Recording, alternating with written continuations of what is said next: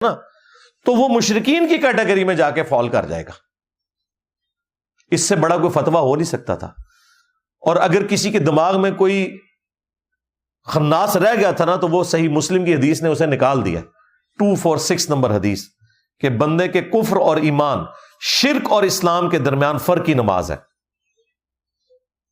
نماز نہ پڑھنے والا پاکستان کے شناختی کارڈ میں تو مسلمان ہو سکتا ہے، اللہ کے ہاں وہ مسلمان نہیں ہے.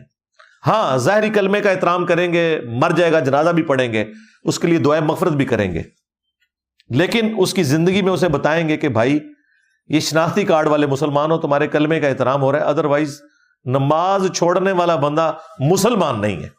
اور یہ میرا فتویٰ نہیں ہے، قرآن کا فتویٰ ہے، نبی الاسلام کا فتویٰ ہے. پھر بھی اگر کسی کو سمجھ نہ آئے تو جامعہ ترمذی میں حدیث ہے، عبداللہ ابن شقیق تابعی کہتے ہیں کہ صحابہ کرام